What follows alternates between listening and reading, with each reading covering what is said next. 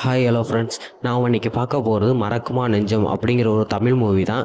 இந்த மூவியில் நம்ம ரக்ஷன் ஹீரோவாக பண்ணியிருக்காப்புல. அது போக மலீனா, வேணுகோபால், அது போக பிராங்ஸ்டார் ராகுல், தீனா, முனிஷ்காந்த் அப்படின்னு ஒரு பட்டாளமே நடிச்சிருக்காங்க. எனக்கு தெரிஞ்சு இந்த வருஷம் வந்தாலே ஒரு லோ பட்ஜெட் மூவியில் கொஞ்சம் பெட்டரான மூவினா அது இதுன்னு சொல்லலாம். ஏன்னா அந்தளவுக்கு நல்லாவே பண்ணியிருக்காப்புல. நம்ம ரக்ஷன் முதல் படத்தை, அதாவது முதல் படம் இது, இவருக்கு வந்து ஹீரோவாக முதல் படம். முடிஞ்ச அளவுக்கு நல்ல கதையை சூஸ் பண்ணி கொஞ்சம் நடிச்சிருக்காப்புல. பட் இவரோட ஆக்டிங் சொல்லணும்னா இன்னும் கொஞ்சம் பெட்டராக பண்ணியிருந்துக்கலாமோ அப்படிங்கிற மாதிரி தான் இருக்கும். பட் இந்த கதைக்கு ஏற்றாப்புல ஓரளவுக்கு பெட்டராகவே நடிச்சிருக்காப்புல. அதுபோக கதையுமே ஸ்கூலை சம்மந்தப்பட்ட கதைங்கிறதுனால எல்லாரோட மைண்டுமே ஓரளவுக்கு ஓகே இது நல்லா இருக்குது அப்படிங்கிற மாதிரி தான் போகும். அந்த மாதிரி ஒரு கதையை சூஸ் பண்ணி சூப்பராக நடிச்சிருக்காப்புல. அதுபோக நம்ம ஹீரோயின் நடிச்சிருக்க மலினாங்கிறவ, அதாவது பிரியதர்ஷினி அப்படிங்கிற ஒரு ரோல் நடிச்சிருப்பாங்க. அவங்க ஒரு டீசெண்டான ரோல் பண்ணியிருக்காங்க. அதுபோக தீனா, பிராங்ஸ்டார் ராகுல் எல்லாருமே அவங்களுக்கு கொடுத்த பர்சனை சூப்பராக பண்ணி முடிச்சிருக்காங்க. அதெல்லாம் ரொம்ப ரொம்ப நல்லாவே இருக்கும். அதுலேயும் நம்ம பிராங்ஸ்டார் ராகுல் அவரை வச்சு ஒரு சீக்வன்ஸ்லாம் பண்ணியிருப்பாங்க. அதெல்லாம் நல்லாவே இருக்கும். அது போக இதில் வர ஒவ்வொரு கேரக்டருக்குமே ஒவ்வொரு ஆர்க் கொடுத்து கொஞ்சம் நல்லா பெட்டராக கொண்டு போய் கொடுத்துருப்பாங்க. அதெல்லாம் சூப்பராகவே இருக்கும். எனக்கு ரொம்ப ரொம்ப பிடிச்சிருந்துச்சி. ஸோ இந்த மூவி பார்க்காதவங்க பார்த்துட்டு வந்து உங்கள் தாட்ஸ் என்ன கீழே கமெண்ட் பண்ணுங்கள். இப்போதைக்கு இந்த படத்தை பற்றி நம்ம முழுசாக பார்க்கலாம். இந்த படத்தை பற்றி முழுசாக பார்க்கணும்னா ஃபஸ்ட் எடுத்தோடனே நம்ம ரக்ஷன் அண்டு சலீம்னு சொல்லுவாங்க. அதாவது தீனாவை இந்த மூவியில் சலீம் தான் சொல்லுவாங்க. கார்த்தி அண்ட் சலீம் அவங்க ரெண்டு பேரும் ஒன்றா தங்கியிருக்காங்க. அவங்க ரெண்டு லைஃப்பை பற்றி பேசிகிட்டு இருக்கும்போது டிவியில் ஒரு நியூஸ் வருது. அதை பார்க்கும்போது நம்ம ரக்ஷன் என்னடான்னு பார்க்கும்போது இந்த சம்மந்தப்பட்ட ஒரு ஸ்கூலில் 2010 நடந்த ஒரு எக்ஸாமில் இது பண்ணிட்டாங்க, சீட்டிங் பண்ணிட்டாங்க. அதனால் அந்த எக்ஸாமை நம்ம அங்கே ஏற்றுக்கொள்ளக்கூடாது. அந்த ஸ்கூல் சீட்டிங் பண்ணாலும் அந்த ஸ்கூல் மேலே கேஸ் போடணும் அப்படின்னு சொல்லி ஒரு ஸ்கூல் மேலே இன்னொரு ஸ்கூல் சம்மந்தப்பட்ட ஆட்கள் கேஸ் போடுறாங்க. அந்த ஸ்கூலுக்கு சம்மந்தப்பட்ட கேஸ் நடக்கிறனால இப்போதைக்கு அந்த எக்ஸாமே பொய்யாயிருச்சு. அப்படிங்கிறனால அந்த வருஷம் நடந்த எக்ஸாமு ஏற்றுக்கப்படாது. அந்த வருஷம் நடந்த எக்ஸாமில் உள்ள எல்லாருமே வந்து திரும்பி எக்ஸாம் எழுதி பாஸ் பண்ணால் தான் அவங்க 12th பாஸ் ஆகிட்டாங்க அப்படின்னு ஏற்றுக்கொள்ளப்படும் அப்படிங்கிற மாதிரி நியூஸ் வருது. இதை கேட்டு ரக்ஷன் சிரிக்கிறாப்புல, அதாவது கார்த்தி சிரிக்கிறாப்புல. பட் சலீம் ஐயோ மறுபடியுமா அப்படிங்கிற மாதிரி வருத்தப்படுறாப்புல. அப்போ தான் ஸ்கூல் பற்றி நம்ம ரக்ஷன் யோசிக்கிறாப்புல.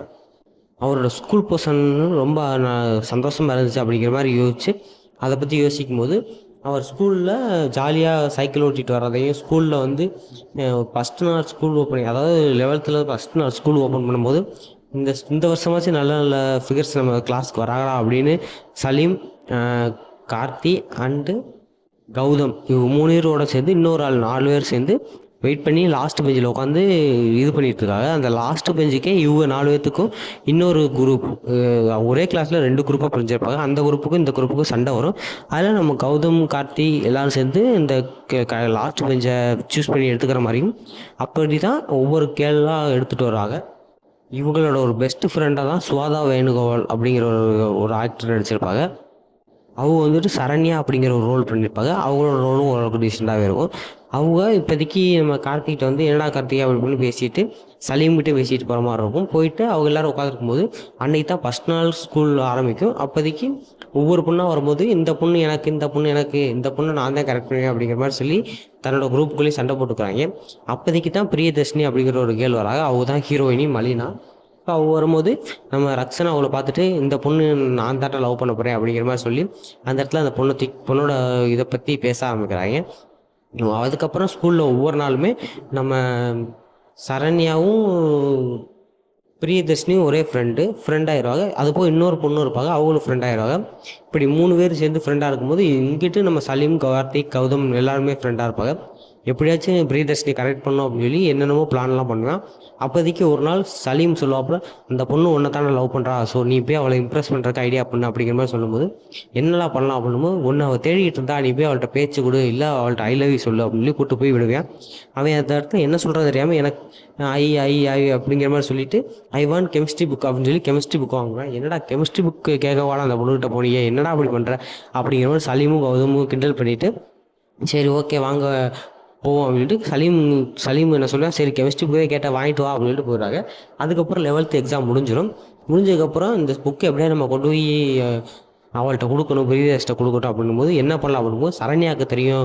சரண்யாக்கிட்ட நம்பர் வாங்கி பேசி எப்படியாவது வீட்டில் கொடுத்துட்டு வரோம் அப்படின்னு சொல்லி சரண்யாவை கூப்பிட்டு நீ பிரியதர்ஷினை ஃபோன் பண்ணி கொடு, நான் பேசணும் அப்படின்னு சொல்லி கார்த்திக் கேட்கும்போது சரி ஓகே வா நான் பண்ணித்தரேன்னு சொல்லி சரண்யாவும் பண்ணி கொடுப்பாங்க. சரண்யா பண்ணி கொடுக்கும்போது அவங்க பேசிட்டு உனக்கு கெமிஸ்ட்ரி புக் தேவைப்படும்ல, அவன் கொண்டு வந்து உங்கள் வீட்டில் தரேன் அப்படின்போது, இல்லை இல்லை இங்கே ரொம்ப லாங்கு, நீங்களாம் வர வேணாம் அப்படின்னு ஃபஸ்ட்டு நம்ம பிரியதர்ஷினி சொல்லுவாங்க.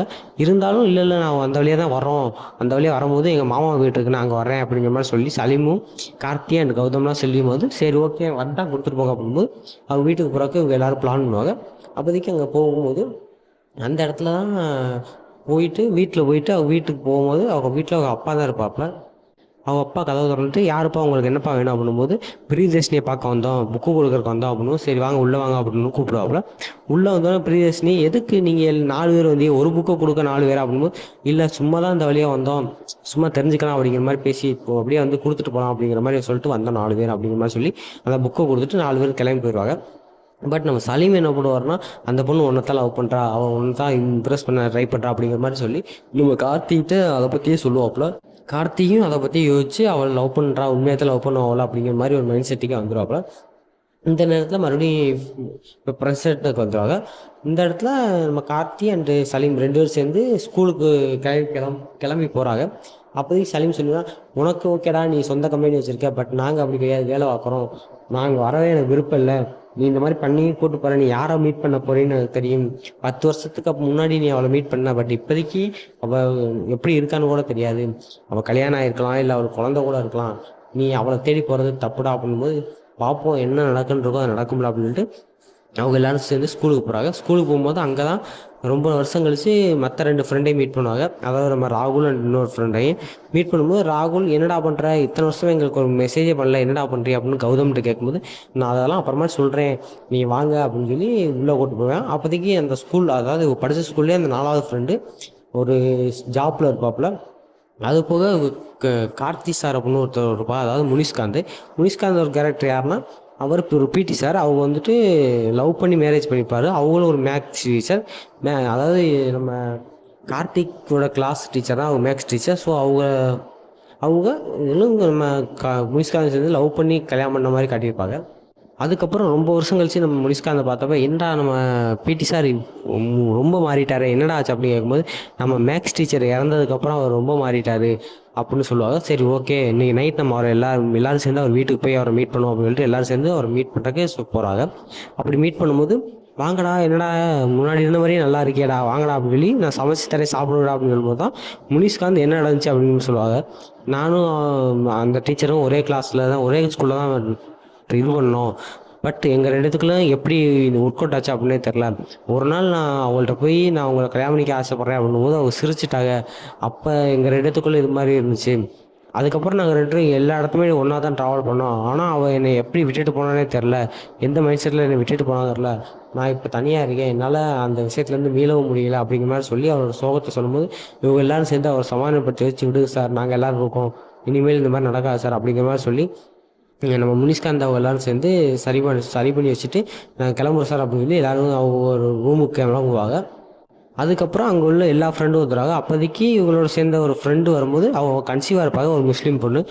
அந்த பொண்ணை விட்டு போய் பார்க்கும்போது நீ என்னவா கன்சீவாக இருக்க, எத்தனை நாள் ஆச்சுமா அப்படின்னு கேட்கும்போது ஆமாடா நான் உங்கள் கூட ஸ்கூல் படிக்கும்போது எவ்வளோ ஜாலியாக இருந்திருக்கலாம், பட் அப்போதைக்கு நான் ஜாலியாக இல்லாமல் இருந்துட்டேன், பட் இப்போதைக்கு நான் உங்கள் கூட எல்லாத்தையும் ஜாலியாக இருக்கணும்னு ஆசைப்பட்றேன் அப்படிங்கிற மாதிரி அந்த பொண்ணு சொல்லி நம்ம சலீம் அண்ட் கௌதம்கிட்ட சொல்லுவாங்க. அதுக்கப்புறம் ஒரு வழியாக எல்லாருமே சேர்ந்து நம்ம ஸ்கூல் லைஃப் என்ஜாய் பண்ணுவோம் அப்படின்ட்டு போய் கிளாஸ் ரூமில் உட்காந்து பேசிகிட்டு இருப்பாங்க. அப்படி இருக்கும்போது நம்ம ரக்ஷன் இதுக்கு முன்னாடி ஒரு பெட்டி வச்சுருப்பாப்புல, அதில் வந்துட்டு அவர் ஸ்கூல் டைமில் சேர்த்து வச்ச எல்லா பொருளுமே வச்சுருப்பாரு. அதை கொண்டு வந்து அவர் கிளாஸில் எல்லார்ட்டையுமே காட்டி இந்த பாருங்க நான் இதெல்லாம் சின்ன வயசுலேருந்து பத்திரமா வச்சுருக்கேன் அப்படிங்கிற மாதிரி காட்டி ஃப்ரெண்ட்ஸு கூட என்ஜாய் பண்ணுவார். அதுக்கப்புறம் ஒரு நாள், அதாவது இவரோட ஃப்ரெண்டு ஒருத்தர் அந்த ஸ்கூல்லையே டீச்சராக இருப்பார். ஸோ அவரை கூப்பிட்டு சார் இந்த கிளாஸுக்கும் நீங்கள் இப்போ இருக்கிற 12th கிளாஸுக்கும் சேர்த்து கிளாஸ் எடுங்க அப்படின்னும்போது மேம் என் கிளாஸுக்கு நான் எப்படி மேம் எடுக்கிறது அப்படின்னு கேட்கும்போது இல்லை நீங்கள் தான் எடுக்கணும், வேறு வழி இல்லை அப்படின்னு சொல்லுவாள்.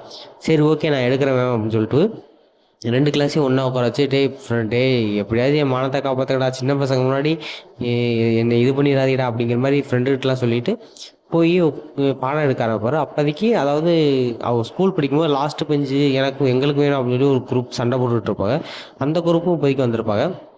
அவங்க என்ன பண்ணுவாங்கன்னா இப்போதைக்கு அவங்க மேலே கோவமா இருக்கிற மாதிரியே காட்டிட்டு சண்டைக்கு போவாங்க. சண்டைக்கு போகும்போது நம்ம சலீம் சும்மா இருக்காம, "என்னடா சும்மா சும்மா இது வம்பிழுத்துக்கிட்டு இருக்கியே, வாங்கடா மோதி பார்ப்போம்" அப்படின்னு சொல்லிட்டு சண்டைக்கு போவாப்புல. அப்போதைக்கு நம்ம கௌதம் போய் அதை தடுத்து, "டேய் சும்மா இருங்கடா, எப்பவும் ஏன்டா அப்படி பண்ணிட்டு இருக்க" அப்படின்னு சொல்லி அர்ஜுன்கிட்ட சொல்லும்போது, அர்ஜுன் வந்துட்டு ஃபஸ்ட்டு சண்டை போடுற மாதிரி வந்துட்டு, "நான் என் லைஃப்பை மிஸ் பண்ணிட்டேன் நண்பா கார்த்தி" அப்படிங்கிற மாதிரி கார்த்திகிட்ட போய் சொல்லிட்டு, இனிமேல் நம்ம எல்லாரும் ஃப்ரெண்டாக இருக்கலாம் அப்படின்னா அர்ஜுன், கார்த்தி எல்லாருமே ஃப்ரெண்ட் ஆயிடுவாங்க. அதுக்கப்புறம் நம்ம கார்த்தி இந்த ஸ்கூலுக்கு வந்ததே முக்கியமான காரணம் பிரியதர்ஷினி மீட் பண்ணணும் அப்படிங்கிறது தான். பிரியதர்ஷினி இந்த இடத்துல மீட் பண்ணிடுவார். பட் பிரியதர்ஷினி எப்படி பேசுறதுன்னு தெரியாமல் சரண்யா கூப்பிட்டு, "நீ எப்படியாவது பேச" அப்படிங்கிற மாதிரி சொல்லுவாங்க. அப்போதைக்கு சரண்யா சொல்லுவாங்க, "நீ தானே இது பண்ணுற, நீயே பேசிக்க, நீ தலையிட விடாத" அப்படிங்கிற மாதிரி சும்மா கிண்டலாக சொல்லிட்டு அங்கேருந்து போயிடுவாங்க. அதுக்கப்புறம் நம்ம ரக்ஷன், அதாவது கார்த்தி வந்துட்டு எல்லா ஃப்ரெண்ட்ஸையும் கூப்பிட்டு, "இதுவரைக்கும் நம்ம ஸ்கூல் லைஃப்பை என்ஜாய் பண்ணல. பட் இந்த 3 மாதத்துல நம்ம ஸ்கூல் லைஃப்பை என்ஜாய் பண்ணோம். அதனால நாளையிலேருந்து உங்களுக்கு பிடிச்சிருந்தா நாளையிலேருந்து நம்ம ஸ்கூல் ட்ரெஸ்ஸே போட்டுட்டு வாங்க" அப்படிங்கிற மாதிரி சொல்லுவார். அதே மாதிரி நிறையா பேர் மறுநாள் ஸ்கூல் ட்ரெஸ்ஸை போட்டுட்டு வந்து கிளாஸ் அட்டன் பண்ணுவாங்க. இப்படியே சில மாதங்கள் போயிடும். அதுக்கப்புறம் கடைசியாக ஒரு 10 நாள் தான் இருக்கும். இப்போதைக்கு நம்ம என்ன பண்ணுறது, நம்ம எல்லாருமே என்ஜாய் பண்ணிக்கிட்டு இருக்கோம். பட்டு என்ன பண்ணுறதுன்னு தெரியலையா அப்படின்போது, ஸ்கூல் இது வரும். ஸ்கூலில் ஒரு ஃபங்க்ஷன் நடக்கும். அந்த ஃபங்க்ஷனில் நாங்கள்லாம் பார்ட்டிசிபேட் பண்ணோம் அப்படின்னு நம்ம கார்த்திக், கௌதம், சலீம் எல்லாரும் கேட்பாங்க. பட் இந்த வருஷம் பண்ண வேணாம் அப்படிங்கிற மாதிரி சொல்லிடுவாங்க. மற்ற ஸ்டூடெண்ட் பண்ணுறாங்க, சின்ன பசங்கள்லாம். "நீங்கள் என்ன பண்ணுறீங்க" அப்படின்போது, "இல்லை இல்லை நாங்கள் பண்ணுறோம்" அப்படின்னு ஒத்துக்குவாங்க. அப்போதைக்கு கௌதமை கூப்பிட்டு, "நீ ஏன்டா அந்த மாதிரியே இருக்க, நீ மட்டும் தனித்தனியாக போகிற, ஏன் என்ன பிரச்சனை" அப்படிங்கும்போது ஃபஸ்ட்டு, "இல்லை இல்லை ஒன்றும் இல்லை, எனக்கு ஒன்றும் இல்லை, நான் சொல்கிறேன் அப்படிங்கிற மாதிரி சொல்லுவார். சரி ஓகே, என்னமோ சொல்லவே வரான் அப்படிங்கிற மாதிரி சும்மா கிண்டல் பண்ணிவிட்டு, அவங்க எப்பயும் போல் குண்டான்னு கிண்டல் பண்ணிட்டு சலீமும் நம்ம கார்த்தியும் அந்த இடத்துலேருந்து போயிடுவாங்க. இப்போதைக்கு அந்த இது ஸ்கூலில் ஒரு ஃபங்க்ஷன் நடக்குது. அந்த ஃபங்க்ஷன் அன்னைக்கே வந்துடும். ஸோ அன்றைக்கி எல்லாருமே பார்ட்டிசிபேட் பண்ணணும் அப்படிங்கிற மாதிரி சொல்லிவிட்டு எல்லாருமே பார்ட்டிசிபேட் பண்ணுறதுக்கு ஐடியா பண்ணுவாங்க. அப்போதைக்கு நம்ம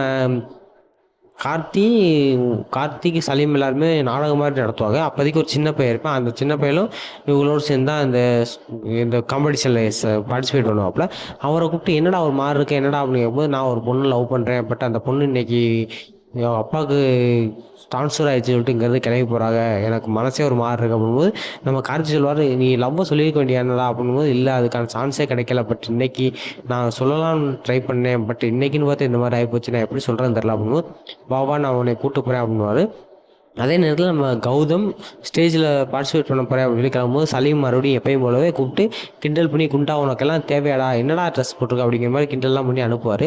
சரின்னு சொல்லிட்டு நம்ம கௌதம் ஸ்டேஜுக்கு போய் ஒரு டான்ஸ் ஆடுவார். அந்த டான்ஸை பார்த்து ஸ்கூல் மொத்தமே, "என்னடா இந்த அளவுக்கு டான்ஸ் ஆடுறாரு, இந்த அளவுக்கு ஒரு ஆள் டான்ஸ் ஆட முடியுமா" அப்படிங்கிற மாதிரி தம்பச்சு போய் உட்காந்துருப்பாங்க. அந்த மாதிரி ஒரு டான்ஸ் ஆடிடுவோம். அதை பார்த்து சலீமு, கார்த்தி எல்லாருமே மிரண்டு போயிருப்பாங்க. அதே நேரத்தில் அந்த சின்ன பையன் லவ்வை சொல்லணும் அப்படிங்கிறக்காண்டி, "வாடா ரயில்வே ஸ்டேஷனுக்கு போய் லவ் சொல்லிட்டு வருவோம்" அப்படின்னு கூட்டிகிட்டு பிரியதர்ஷினி, சரண்யா எல்லோரும் சேர்ந்தா ஸ்டேஷனுக்கு போயிடுவாங்க. இந்த சின்ன பையனை கூப்பிட்டு, "நீ போய் சொல்லிட்டு வா" அப்படின்னு சொல்லி அனுப்புனப்ப அவன் போய் சொல்லுவான். பட் என்ன நடந்துச்சு அப்படின்னு தெரியாது. திருப்பி அந்த பையன் வந்தாலும், "என்னடா சொல்லிட்டே" அப்படின்போது, "நான் சொல்லிட்டேன், எனக்கு இப்போ தான் சந்தோஷமாக இருக்குது" அப்படின்போது, "அந்த பொண்ணு என்னடா சொன்னா" அப்படின்போது, "இல்லை அந்த பொண்ணுக்கு என் மேலே விருப்பம் இல்லை" அப்படிங்கிற மாதிரி சொல்லிட்டா. நானும் சரி ஓகே அப்படின்னு சொல்லிட்டு வந்துட்டேன். அவள் பாயிண்ட் ஆஃப் வியூலேருந்து பார்க்கும்போது எனக்கு என் மேலே எந்த ஒரு இன்ட்ரெஸ்ட்டுமே இல்லைன்னு இருக்கா. பட் எனக்கு அவன் மேலே இன்ட்ரெஸ்ட் இருந்துச்சு, நான் சொல்லணும்னு ஆசைப்பட்டே சொல்லிட்டேன் அப்படின்னுவா. சரி ஓகே ஓகே அப்படின்னுவா. இதே நேரத்தில் நம்ம கார்த்தி வந்துட்டு கௌதம்கிட்ட கூப்பிட்டு, "என்னடா இந்த மாதிரிலாம் ஆடுற, என்னடா" அப்படின்னு கேட்கும்போது, "நீங்கள் எல்லாருமே என்னை கிண்டல் பண்ணிகிட்டு இருந்தீங்க. பட் என்னோட சக்ஸஸ் காரணம் என் ஒய்ஃப்" அப்படின்னு சொல்லி ஒருத்தர் காட்டுவா.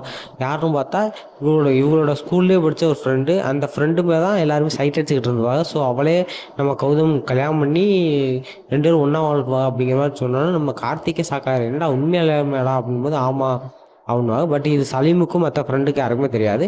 இப்போதைக்கு ஸ்டேஷனில் போய் லவ்வெல்லாம் சொல்லி முடிச்சதுக்கப்புறம் அந்த பொண்ணும் கூடவே இருப்பாள். அப்போதைக்கு நம்ம சலீம் கூப்பிட்டு, "மிஸ்ஸஸ் கௌதம்" அப்படின்னு சொல்லுவாள். "மிஸ்ஸஸ் கௌதமா, என்னடா சொல்கிற" அப்படின்போது, "ஆமாம் மிஸ்ஸஸ் கௌதம் தான்" அப்படின்னு நம்ம சலீமே ஷாக் ஆகிடுவேன்.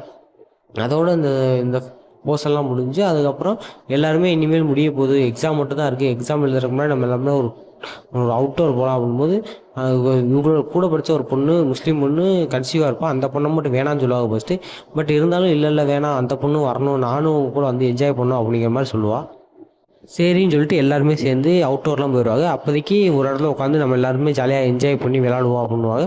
அதுக்கு முன்னாடி நம்ம சலீமு மற்ற எல்லாருமே உட்காந்து சாப்பிட்டுக்கிட்டு இருக்கும்போது, அந்த இடத்துல எல்லாருமே சொல்லுவாங்க, நான் அதாவது நம்ம கௌதம் அண்ட் மிஸ்ஸஸ் கௌதம் சொல்லுவாங்க, நாங்கள் ரெண்டும் ஸ்கூலில் அதிகமாக பேசிக்கிட்டதில்ல. பட்டு நாங்கள் பேசிக்கிறதுக்கு முன்னாடியே கௌதம் வந்து என்கிட்ட லவ்வை சொன்னான். எனக்கு அப்போதைக்கு எதுவுமே தோணலை.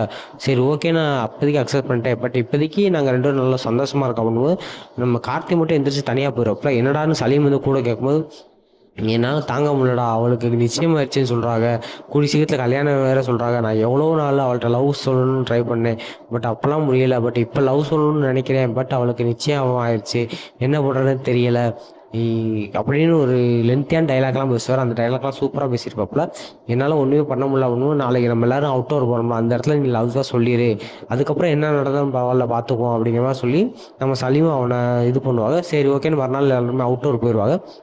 அவுட்டோர் போய் அங்கே எல்லாருமே இருக்கும்போது, அங்கே நம்ம சலீம் சரி ஓகே அவர்கிட்ட போய் லவ்வை சொல்லலாம் அப்படின்னும்போது சரண்யா கூப்பிட்டு பேசும்போது சரண்யா சொல்லுவாள், நான் உன்னை ஸ்கூல் படிக்கும்போது லவ் பண்ணேன், பட் அதுக்கப்புறம் நீ பிரியதர்ஷினியை லவ் பண்ணுறேன்னு தெரிஞ்சதுக்கப்புறம் உன்னை நான் விட்டுட்டேன், இப்போ நான் வேற ஒருத்தர் லவ் பண்ணுறேன் அப்படிங்கிற மாதிரி சொல்லி நான் அவளை விட்டு போயிடுவாங்க.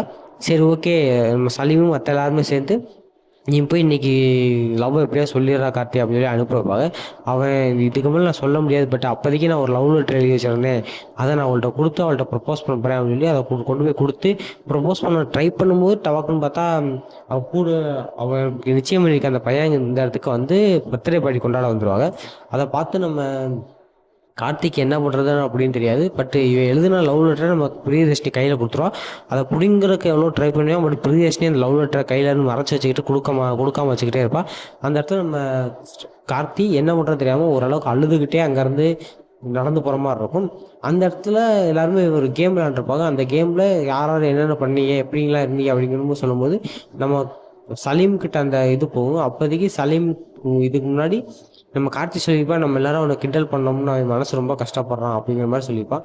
அதே விஷயத்த தான் கௌதமும் அந்த விளையாட்டில் சொல்லுவார்.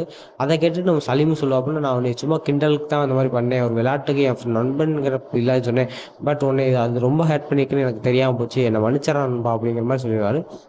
இதுக்கப்புறம் மறுநாள் எல்லாருமே கிளம்பி போகணும்னு ட்ரை பண்ணும்போது நம்ம நம்ம சரண்யாவை பார்த்து இந்த மாதிரி நான் சொல்லிட்டேன், பட் அவள் என்ன முடிவு எடுத்தான்னு தெரில அப்படின்னும்போது சரண்யா சொல்லுவாள், அவள் உன்னைத்தான் லவ் பண்ணுறாளாம், நீ வேறு மைண்டில் இருப்ப, நீ வேற ஒருத்தர் லவ் பண்ணுவா அப்படின்னு நினச்சிக்கிட்டு தான் அவள் இந்த கல்யாணத்துக்கு ஒத்துக்கிட்டாலாம், பட் இப்போ வரைக்கும் நீ அவளைத்தான் லவ் பண்ணுறேங்கிறனால அவள் உன்னைத்தான் லவ் பண்ணணும் விரும்புகிறா அப்படிங்கிற மாதிரி சொல்லிடுவாள். அதே நேரத்தில் அந்த அதாவது பிரியதர்ஷினிக்கு அதாவது நிச்சயம் பண்ணியிருந்த அந்த பையனும் பிரியதர்ஷினி உங்களை தான் லவ் பண்ணுறலாம், அதனால் இந்த நிச்சயம் வேணாம், அப்போ இந்த நிச்சயத்தை ஏதோ நிப்பாட்டிக்கும் அப்படிங்கிற மாதிரி சொல்லிட்டா அப்படின்னு வந்து நம்ம கார்த்திகிட்ட சொல்லிவிட்டு அங்கேருந்து போயிடுவாப்புல. மறுநாள் 2 பேரும் காலைல மீட் பண்ணி 2 பேரும் ஒருத்தர் லவ் பண்ணுறோம், நம்ம 2 பேரும் சந்தோஷமா இருப்போம் அப்படிங்கிற மாதிரி பேசுகிறப்ப, நான் உன்னை சின்ன வயசுலேருந்து நான் ஸ்கூல் முடிச்சிலேருந்து இப்போ வரைக்கும் நிறையா ஆன்லைனில் தேடியிருக்கேன், பட் எதுலேயுமே நீ இல்லையே அப்படின்னும்போது, இல்லை இல்லை நான் என் ஃப்ரெண்டோட அக்கௌண்ட்லேருந்து உனக்கு மெசேஜ்லாம் பண்ணியிருக்கேன், நீ அவளுக்கு ரூட் விட்ட அப்படிங்கிற மாதிரி சொல்லி ஒரு ஹாப்பியான எண்டிங்காக முடிப்பாங்க. உண்மையிலே ஒரு தரமான மூவி தான். ஒரு சின்ன சின்ன விஷயங்கள்லாம் சூப்பராக பண்ணி நல்லா பண்ணியிருந்தாங்க. ரக்ஷனோட நடிப்பும் சொல்கிற மாதிரி இருக்கும். எனக்கு தெரிஞ்சு இந்த படத்தை பார்க்காதவங்க கண்டிப்பாக செக் பண்ணி பாருங்கள். ஒரு ரக்ஷனோட நடிப்பில் ஒன் ஆஃப் த பெஸ்ட் மூவினே சொல்லலாம். சூப்பராகவே இருந்துச்சு. இந்த வீடியோ பிடிச்சிருந்தா லைக் பண்ணுங்கள், சப்ஸ்கிரைப் பண்ணிக்கோங்க, கீழே இருக்க பெல் ஐக்கானை கிளிக் பண்ணிக்கோங்க. அடுத்த வீடியோவில் பார்க்கலாம். பாய்.